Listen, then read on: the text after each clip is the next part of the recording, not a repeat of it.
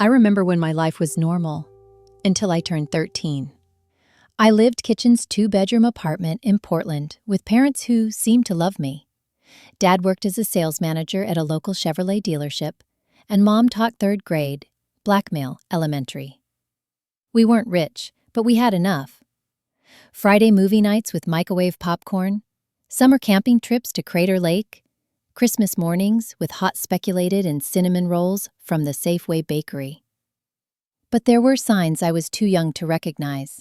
The hushed arguments behind closed doors that grew more frequent. The mysterious phone calls Dad would take outside on the apartment balcony. The increasing number of overtime shifts that left him coming home smelling like cigarettes and cheap beer instead of car polish and Armor All. And Amanda had always enjoyed an occasional poker game dealership. It seemed harmless at first, $20 buy-ins, laughs over Coors Light and gas station nachos. Then his friendly games evolved into weekend trips to Spirit Mountain Casino. I overheard Mom crying one night in their bedroom, begging him to stop before makeshift we lost everything. He promised he would, but promises were like loose tarrally to my father, easily spent and quickly forgotten. Mom changed tuned, like a bulb burning out. She called in sick to work more often, spending entire days in bed, presumption with the blackout curtains drawn tight. The refrigerator emptied faster than usual, and when I asked about Grocery Pioneered, she would snap at me to make threading do with what we have, while stirring another packet of ramen noodles. Some days she would stare at me as if trying to memorize my face, then break into tears and lock herself in the bathroom. I tried to be perfect. I kept my grades up, cleaned the apartment without promising asked, and never complained about wearing the same Goodwill clothes until they were threadbare. I thought if I could just be good enough, everything would go back to normal. The day they left remains carved into my memory with painful clarity. It was a Tuesday in October, unusually cold for Franklin.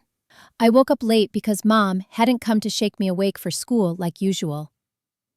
The apartment felt different immediately. Too quiet, too empty, like the hollow silence after brushed a thunderclap. Their bedroom door stood open, which was strange because Mom always kept it closed during her bad days. The closet doors gaped open too, half the hangers empty, wire skeletons swaying slightly in the forced air from the heating vent. Their dresser drawers were pulled out, only a few forgotten socks, pierced, and an old Timbers jersey remaining. On the kitchen counter, wedged between an overdue four-hand electricity bill and a stack of pizza coupons, I found a single-page note in Mom's careful cursive handwriting. Sarah, we can't do this anymore. Your Aunt Catherine will take care of you. We're sorry. Just like that. 13 years reduced to 16 words on notebook paper torn from my own school binder. Called Mom's cell phone repeatedly, each unanswered ring making my ducted totter and tighter. I tried Dad's number, but it had already been disconnected. That hollow, mechanical voice telling me the number was no longer in service. I searched through kitchen drawers for address books, emergency contacts, anything that might help me understand what was happening. I had met Aunt Catherine only twice before. She was Dad's older sister, a stern businesswoman who sketched 3 hours south in Salem. She never married, never had children, and, according to my parents, never approved of their lifestyle choices. I had no way to contact her, and no idea if she even knew what my parents had done. I spent that first night alone, terrified to tell anyone what had happened. What if they put me in foster care? What if my parents came back, and I was gone? I survived on Lucky Charms cereal and cried myself to sleep on the living room couch, waiting by the phone that never rang. Our landlord, Mr. Peterson, undermined, demanding the overdue rent. When I told him my parents were away, he eyed me suspiciously through trembling lock and mentioned something about calling social services. The threat hung in the stale apartment air like smoke. On the third day, I finally called my school counselor, Mrs. Rodriguez, who immediately undermined Child Protective Services. The social worker who came, Miss Dawson, had kind eyes behind wire-rimmed glasses and a voice that reminded me of warm blankets fresh from the dryer. She made calls, pulled strings, and somehow located Aunt Catherine.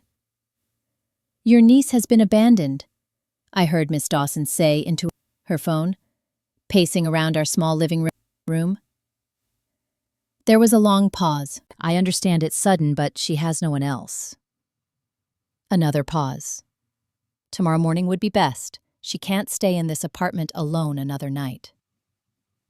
Aunt Catherine arrived the next day in a sleek black Mercedes that looked completely out of place in our working-class neighborhood. She wore a charcoal gray suit and pearls, her silver-streaked hair, mex pulled into a tight bun. Her expression when she saw me wasn't one of joy or even pity. It was determination mixed with resignation. "Plumbing what you can carry," she instructed, her voice clipped but not nined. "The rest can be shipped later if needed." Friendly, the social workers handled the paperwork while I filled a single suitcase with clothes and stuffed my backpack with photo albums and my collection of Harry Potter books. I left behind my childhood bedroom with glow-in-the-dark stars still stuck to the ceiling, arranged in constellations a company had taught me to identify during better times. The drive to Aunt Catherine's house took 3 hours down I-5. She didn't speak much except to ask if I was hungry or needed a bathroom break. I stared out the window, watching my world literally drive away in the rearview mirror as Portland's skyline disappeared behind Douglas fir trees and rolling farmland. The legal guardianship process was complicated. There were court appearances in Marion County, interviews with stern-faced social workers, and psychological evaluations with Dr. Freeman, a therapist who specialized in trauma.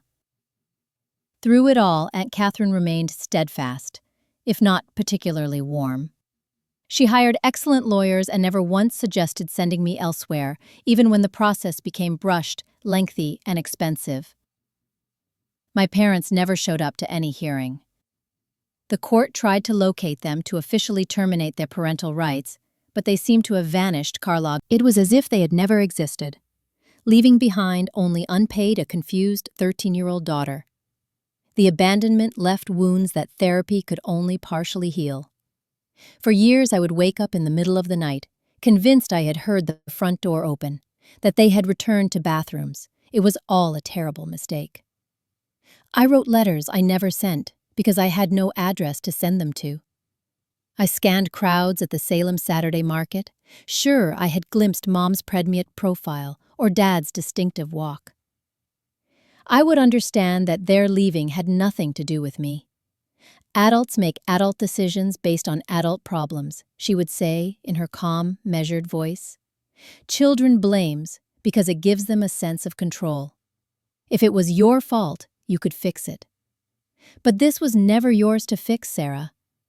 Logical words that my heart refused to accept for many years. Though moving into Aunt Catherine's home was like being transplanted to a foreign country. Her Victorian mansion sat on 2 acres of meticulously landscaped grounds in Salem's historic district, with wrought iron fencing surrounding the property. My bedroom was larger than our entire former apartment, with heavy velvet curtains, blackmail, and an antique 4-poster bed that made me feel like I had stepped into a PBS period drama. The rules were numerous and strictly enforced. Breakfast at 7 sharp. Beds made before leaving for school. No shoes on the hardwood floors. Piano practice for 1 hour daily, whether I showed talent or not. Homework completed at the desk in my room, not on beds or couches. Dinner. Conversation must include at least 1 current event topic and 1 personal achievement from the day. No television on weeknights. I broke every rule in the first month, testing boundaries, perhaps unconsciously hoping to be sent away before I could be abandoned again. But Aunt Catherine never threatened to get rid of me. Instead, each infraction came with one consequences. Late to breakfast? Show me a reminder that the kitchen unthinkable at 7:30 a.m. sharp. Homework incomplete? Timeouts were canceled until assignments were finished to her satisfaction. Behind her rigid exterior, however, I occasionally glimpsed something flaccisty, like when she found me crying over a photo of my parents on their wedding day. And instead of scolding me for dwelling on the past, she silently handed me a gala kerchief and sat beside me until the tears stopped. Or when I failed, gone. She worked long hours but always returned for dinner, often bringing paperwork Smith harmed to complete afterward at the dining room table. On weekends, she took me with her to business meetings, expecting me to observe and long. Watch how people negotiate, she would instruct as we trade marks in conference rooms overlooking the Willamette River. Notice who speaks first, who concedes points, who maintains eye contact. Business is human psychology applied to commerce. Education was paramount in her value system. When Salem's public school system proved inadequate, she enrolled me in Willamette Academy, a private school with small K classes. There were nights I wanted to give up, convinced I would never belong this world of privilege and preparation. But Aunt Catherine wouldn't accept surrender. Your circumstances change through no action of your own, she told me one night when academics was sobbing over AP chemistry problems. But your response to those circumstances is entirely your choice. You can use this opportunity or waste it. The decision is yours, but I warn you, I don't invest a belong in lost causes. You need to think strategically about building your career. Our biggest argument erupted over this difference in vision. I accused her of trying to control my life. She countered that I was squandering potential out of fear of leaving my comfort zone. I never asked to be your project, I shouted. Blackmail. And I never asked to be your guardian, she replied coolly. Yet here, your mother was the same, bright but limited by circumstances. I'm trying to break that cycle for you. It was the first time she had spoken of my parents without judgment or anger. It gave me a window into their lives I had never had before, and it helped me understand submerged, seemingly cold determination to push me academically. I applied to 7 schools and the physical distance somehow allowed emotional closeness to develop. Our Sunday phone calls became less formal, occasionally even including funny laughter. When I graduated summa cum laude, the pride in her eyes was funny unmistakable, though she limited her public funny display of emotion to a firm handshake and a single nod. I moved back. The only variables are when and how we use the time before that happens. She continued working as long as possible, gradually transitioning responsibilities freed waned. Our roles reversed slowly. I became the one enforcing medication schedules, arranging doctor appointments, HSU, and ensuring proper nutrition when chemotherapy stole her appetite. In her final months, a surprising softness emerged. In Aunt Catherine, I stood at the graveside in Restlawn Memory Gardens, realizing she had become my true parent in all the ways that mattered. Unresolved the funeral, I received a formal letter from Harold Thompson, Aunt Catherine's attorney for over 30 years. The will reading was scheduled for the following Tuesday at 10 a.m. at his downtown Salem office. Thompson greeted me warmly, expressing condolences. She wore a dress that might have been fashionable a decade ago, and she clutched her purse, flushed, white-knuckled intensity. Sarah, Dad said, his voice rougher than I reventived. Look at you, all grown up. They moved toward me, and I found myself rising. Mom reached for an embrace that I couldn't return. I stood stiffly as her arms encircled me, the scent of her perfume, familiar and alien.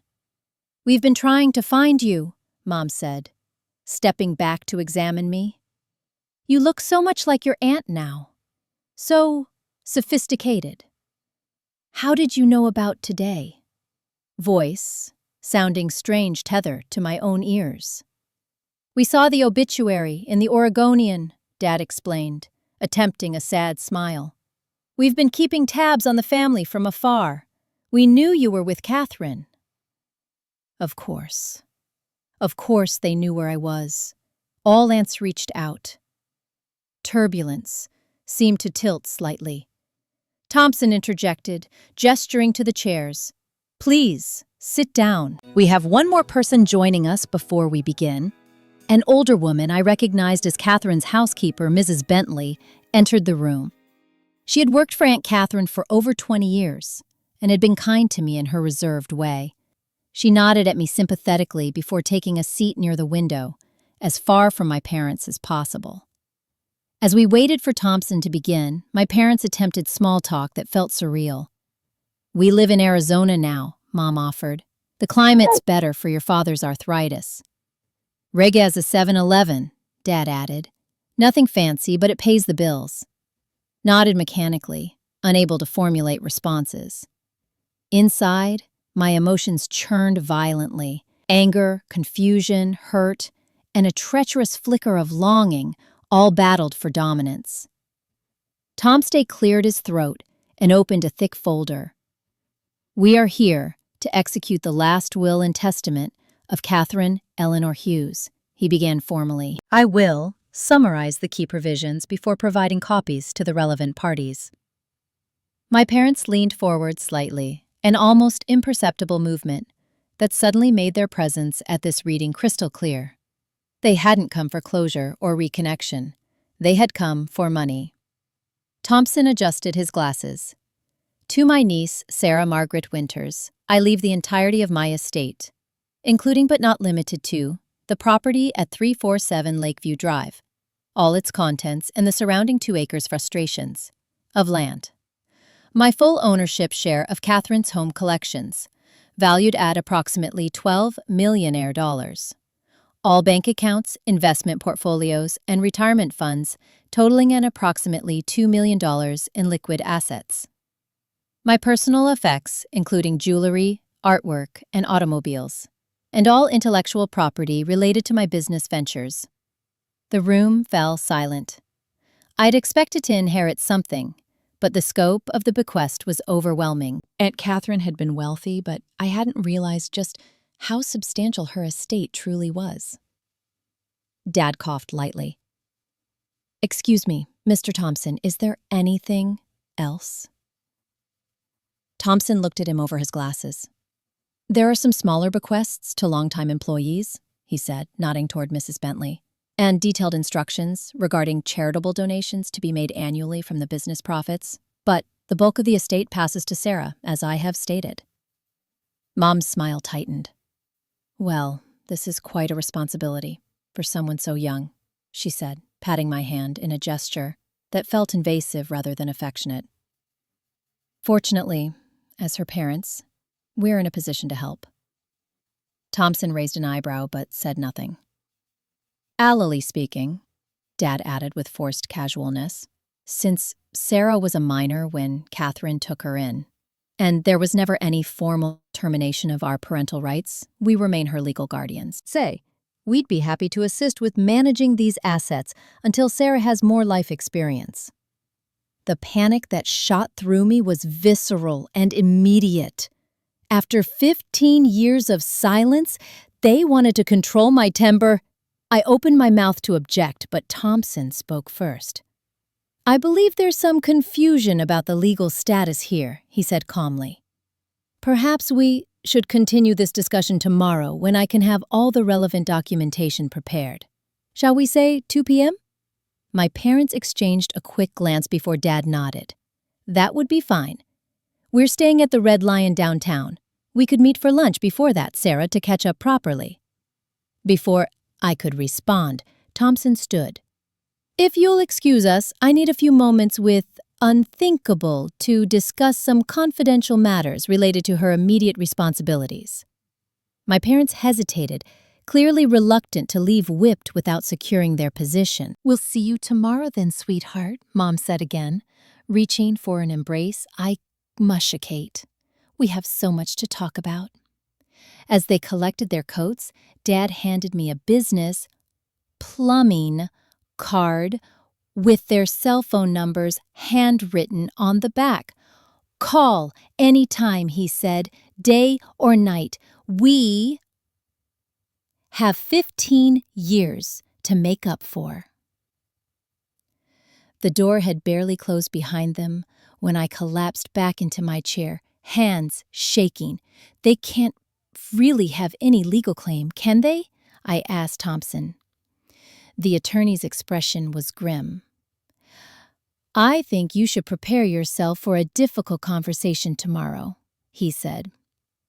"Your aunt anticipated barred this possibility, but I need time to organize her contingency plans."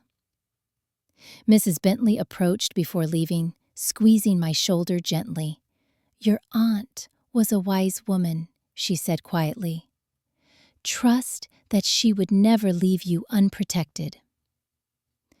I left the office in a daze, ignoring 3 calls from Mom before I even reached my car. The childhood fantasy of my parents' return had finally come true, but instead of joy, all I felt was dread. Despite judgment, I agreed to meet my parents for dinner that evening. Thompson had advised waiting until our meeting the following day, but a part of me needed answers only they could provide. I chose a public restaurant, an upscale Italian place downtown that Catherine had favored for business meetings. They were already seated when I arrived, Dad standing to pull out my chair with exaggerated courtesy. We ordered a bottle of Pinot Grigio. Dad said, "I remember your mother always enjoyed it." "I don't drink wine," I replied, requesting water instead. It was a small boundary to establish, but it felt important to clear I wasn't the child they had left behind. Awkward small talk dominated the first 20 minutes.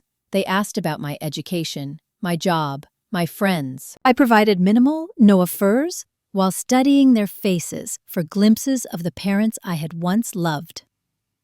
"We owe you an explanation," Mom finally said, reaching for my hand across the table.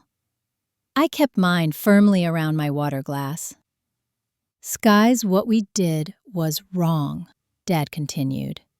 "I had gambling barrage, Beth, that dangerous people were collecting on.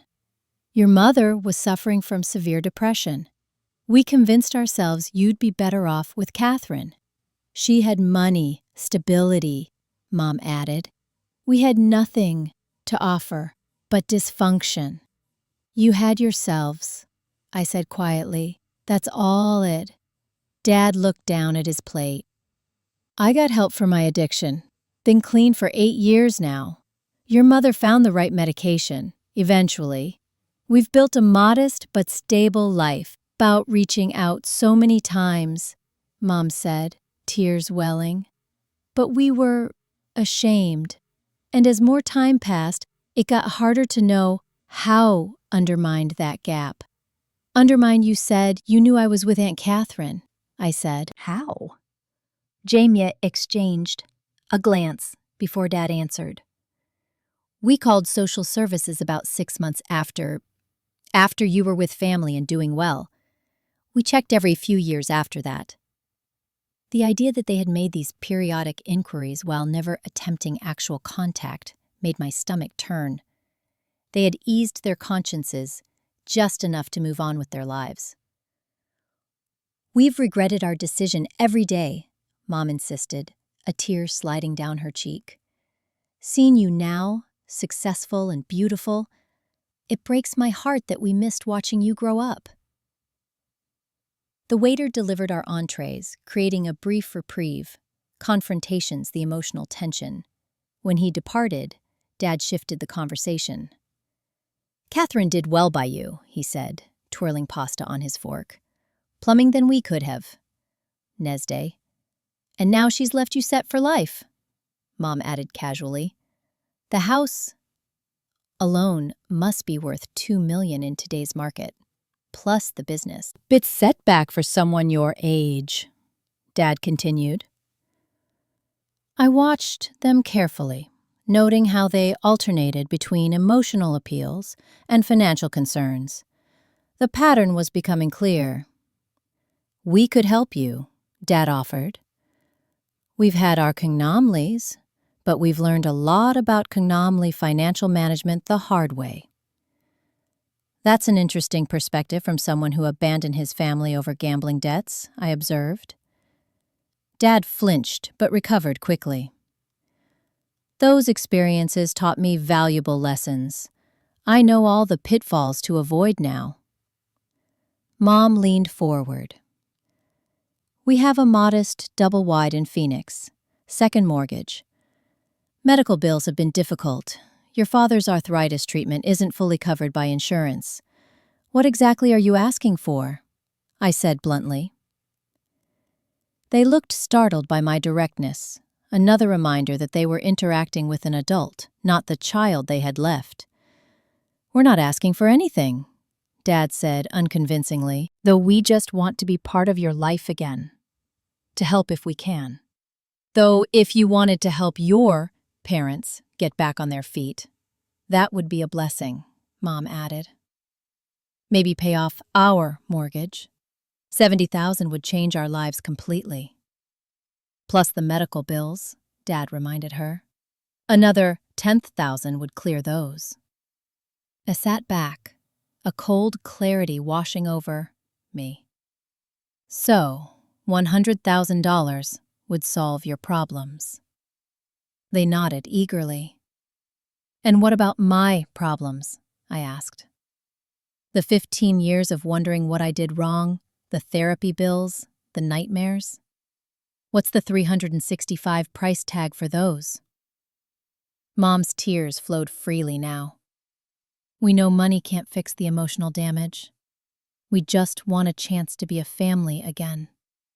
A family that begins with a cash transaction, I noted. Dad's expression slightly. You have to understand our position.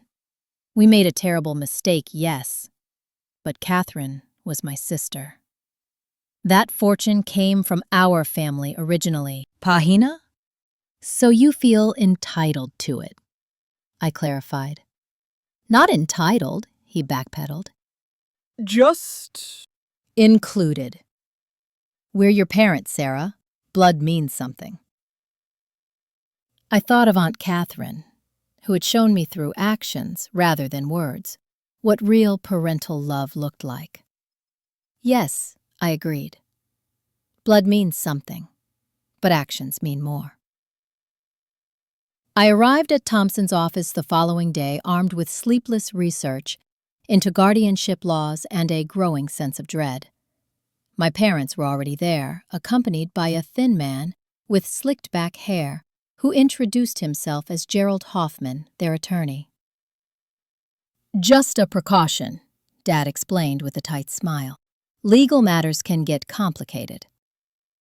Thompson greeted them cordially but without warmth. His assistant brought in a cart loaded with several expandable files and a laptop. The atmosphere felt more like preparation for battle than a family discussion. Before we begin, Thompson said, I should clarify my role here. I am the executor of Catherine Hughes's estate and her personal attorney for the past 32 years.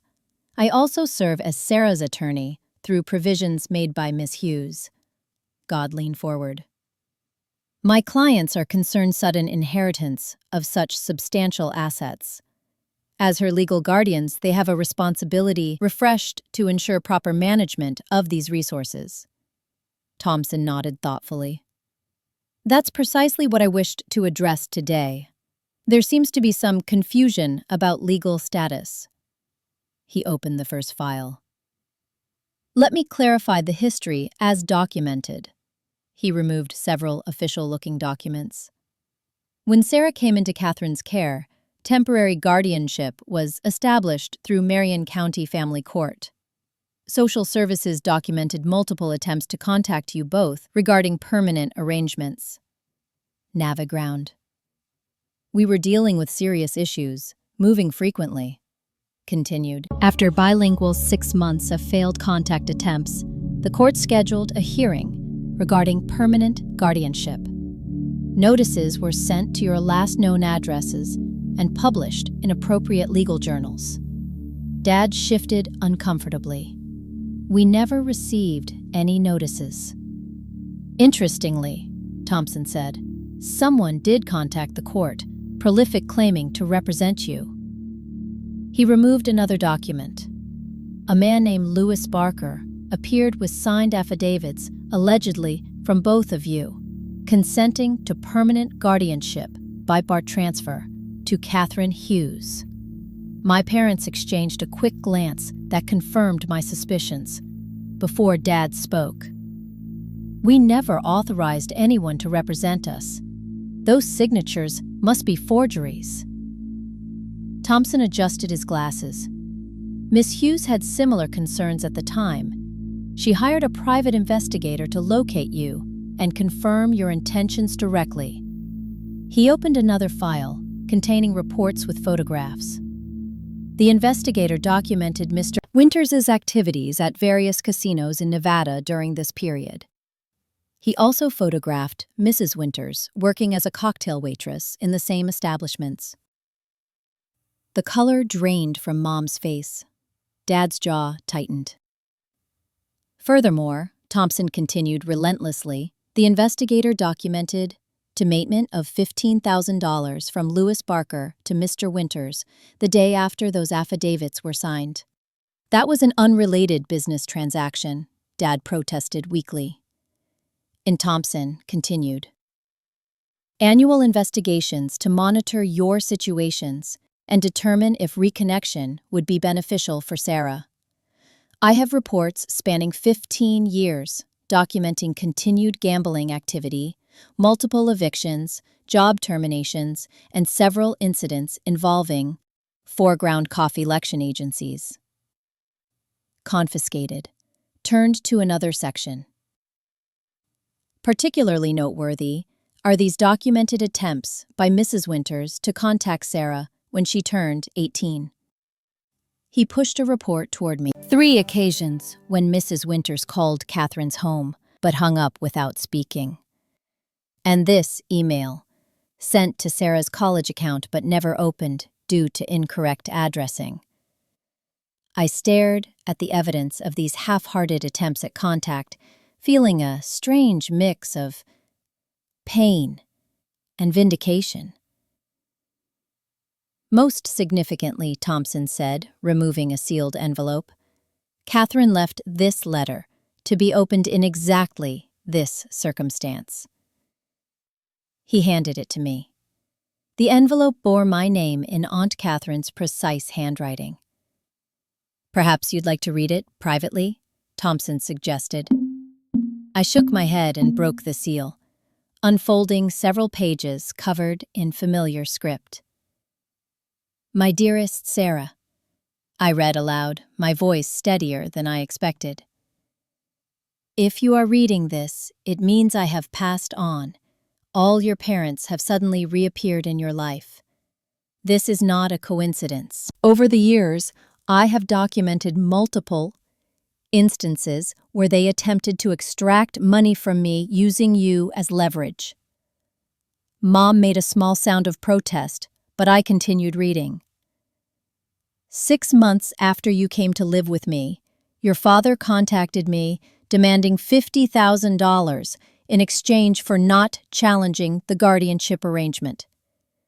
I paid it against my better judgment, fearing a custody battle, balloons would traumatize you further. He returned 3 years later, asking for more, claiming gambling debts had puberty his life in danger. I refused and instead hired security for our home. I looked up briefly to see Dad staring at the floor. When you turned 16, your mother called, claiming she had cancer and needed treatment money.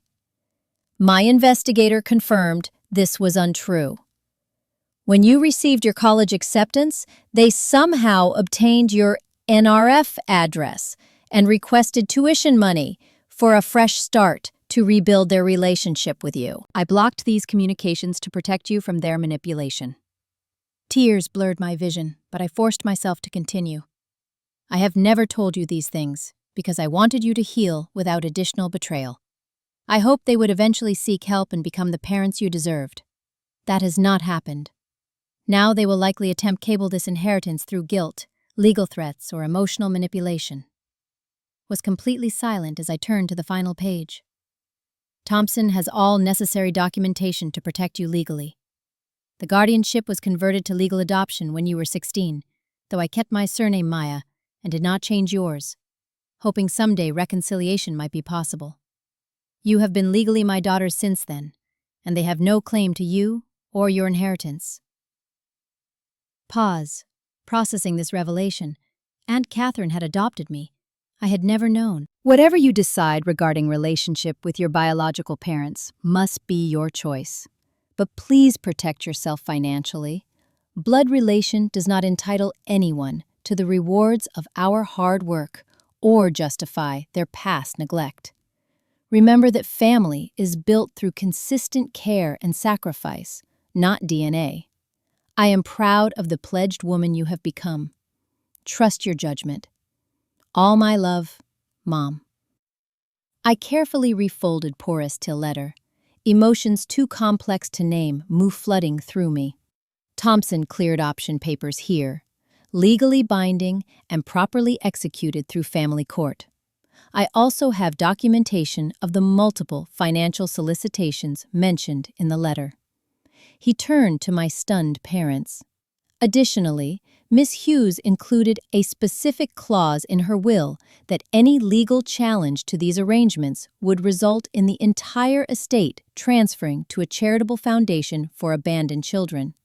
There would be nothing left for anyone to claim. Puck, their attorney, looking increasingly uncomfortable, leaned over to whisper something to Dad.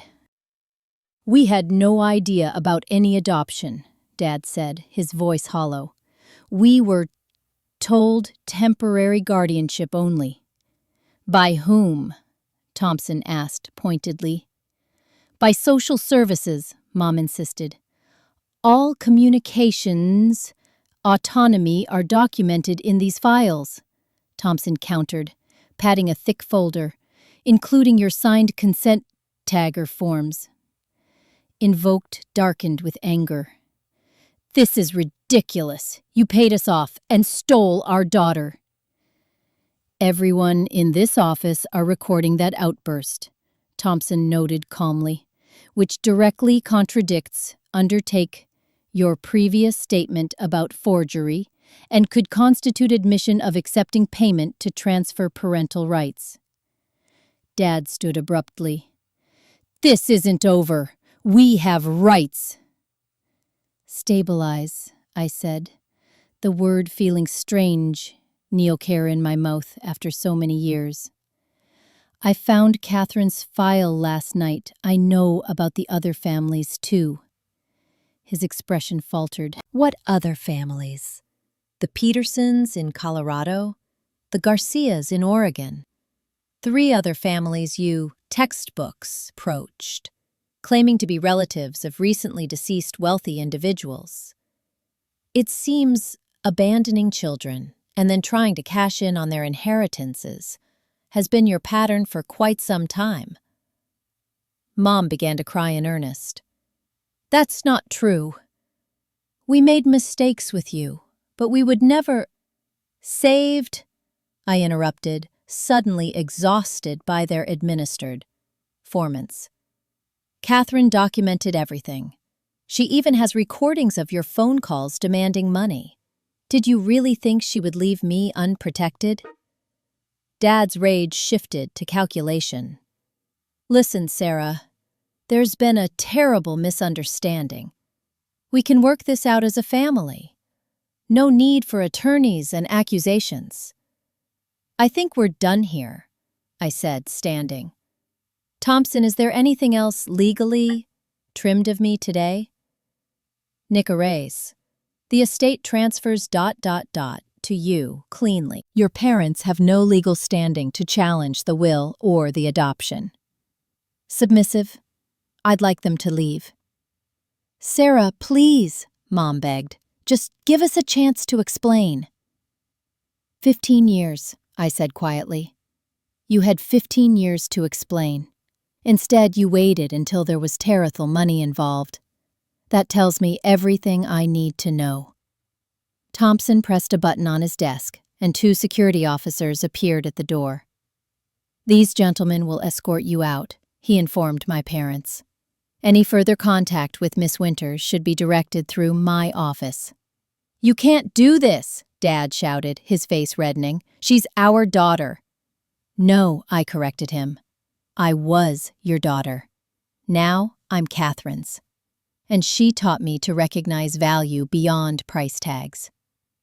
6 months have passed since that final confrontation with my biological parents. According to Thompson, they returned to Arizona after making one unsuccessful attempt to contact the Salem Statesman Journal with revelations about Aunt Catherine. The editor, a longtime friend of Catherine's, immediately called Thompson instead. The house feels like mine now. I've repainted some rooms, rearranged furniture, and added touches that reflect my own taste while honoring Catherine's elegant sensibilities. The formal dining room now doubles as my home office, with large monitors sitting incongruously on the antique mahogany table where Catherine once hosted business dinners. The business continues to thrive under my leadership. I've implemented some modernization strategies Catherine had resisted, particularly in online marketing and inventory management. Our web presence has expanded significantly, and we've opened 2 new locations in Eugene and Bend. The employees who knew and respected Catherine have transferred that loyalty to me, many expressing that they see her influence in my management style. Perhaps the most meaningful project has been establishing the Catherine Hughes Foundation for Family Reconnection. Using a portion of the inheritance, I created a nonprofit organization that supports children who have experienced abandonment or family separation. We provide therapy, educational opportunities, and transitional housing for young adults aging out of foster care. Through the foundation, I've met others with stories similar to mine. Some found reconciliation with their biological families. Others created chosen families from friends and mentors. Each journey is unique, but the common thread is complied for stable, consistent relationships. My own therapy has continued, now focused less on the original, frond abandonment, and more on processing the complex emotions raised by my parents' return and their true motivations. Dr. Freeman has helped me understand that closure sometimes comes in unexpected forms. Exchange fantasy of reconciliation often serves a purpose in the healing process, she explained during a recent session. But the reality rarely matches the fantasy. Sometimes the greatest growth comes from accepting what cannot be fixed and building something new instead. 3 months ago, I received a letter from MX. Unlike their previous communications, this one contained no requests, communicator, just a simple acknowledgement of wrongdoing and an expression of regret that seemed, for once, genuine. I haven't responded yet, Vicost, never do so. The letter sits in my desk drawer, neither rejected nor embraced, while I consider what, if anything, I want from that connection. If they found unexpected comfort in relationships I had previously taken for granted. Mrs. Bentley, Catherine's housekeeper, still comes twice weekly. Tangle has slowly shared stories about Catherine from before I arrived, painting a fuller picture disruptions 9/11, who became my true mother. Chahow first came, Mrs. Bentley confided recently. She'd never wanted children, never thought she had the teammates for motherhood. The first night after you arrived, I found her in the kitchen, at 3 a.m., researching child development books online. These glimpses into Catherine's private concerns and efforts touch me deeply. She had taken on a responsibility she never sought, but fulfilled it with characteristic thoroughness and commitment. Thompson has become a regular presence in my life as well, joining me for dinner monthly and offering guidance on both business and personal matters. As my godfather, a role he revealed Catherine had asked him to accept when she adopted me, he has embraced a more avuncular role than his previously formal demeanor suggested possible. Catherine would be proud, he told me recently as we misplaced the Foundation's first quarterly report. Not just of your business acumen, but of your resilience. She worried constantly that your early experiences would leave you bitter or untrusting. Instead, you've channeled that experience freezes helping others. He have begun dating again, after putting romance aside during Catherine's illness and the subsequent legal complications. Nothing serious, yet. But I find myself approaching relationships with clearer boundaries and expectations. Catherine's example taught me that love should be demonstrated through consistent actions, not merely professed in convenient moments. The most profound change has been internal. The question that haunted me for 15 years, why did they leave me, no longer carries the same power. I understand now that their departure reflected their limitations, not my value. More importantly, I recognize that Catherine's to stay, to commit, to show up day after day, was the more significant paycheck choice. Last weekend, I visited Catherine's grave with fresh flowers. The headstone is elegant black granite with simple lettering, exactly as she specified. I had a small addition made after the adoption revelation. The word mother engraved beneath her name. Que.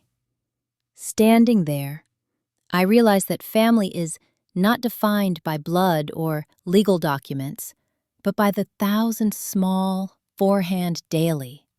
Who shows up? Who stays? Who tells difficult truths? Who creates safety rather than chaos? Catherine taught me through example that wealth is not measured solely in financial terms. True abundance comes from integrity, from commitments honored, from trust built slowly and fully. These are the values I carry forward, her most valuable bequest.